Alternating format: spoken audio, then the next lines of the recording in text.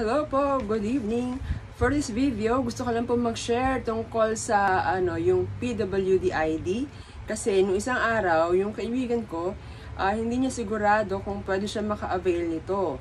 Kasi nga, hindi siya sigurado. So, ang ginawa ko, nagpunta po ako ng munisipyo sa lugar namin para humingi ng kopya kung sino-sino nga ba yung pwede makakuha ng PWD ID. Kasi po, naka-discount po ito, di po ba?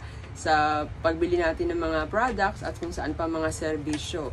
So, iisa-isahin ko lang po yung mga coverage ng mga pwedeng kumuha ng PWD ID sa kanilang munisipyo. Yung number 1 po sa listahan, yung deaf, hard of hearing.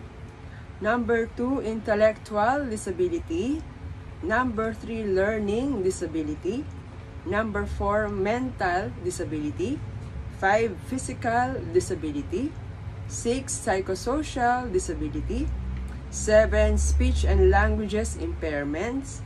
8, visual disability. 9, cancer. 10, rare disease. Ayan, hindi ko na po i-elaborate or papaliwanag pa itong mga binanggit ko kasi hindi naman po ako authorized para ito ay ipaliwanag pa. Pero kung ito po ay familiar po sa inyo at meron po kayong kaibigan o kakilala, mahal sa buhay, pwede po sila maka-avail ng PWD, inform nyo lang po sila. At ano po yung mga requirements? Basahin ko lang po ulit yung requirements. Latest medical certificate of disability. Nakalagay ang diagnosis at kung ano ang naging kapansanan.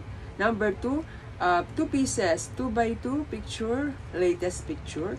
At number 3, signature or thumb mark if the person cannot write. So ito po ay galing po mismo sa munisipyo at ang sabi ng munisipyo, ito ang inilalabas ng DOH para sa lahat ng mga munisipalidad.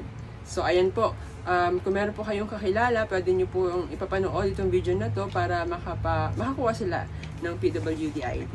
So ito po ay for awareness video only. Maraming salamat po. Thank you for watching. Bye-bye.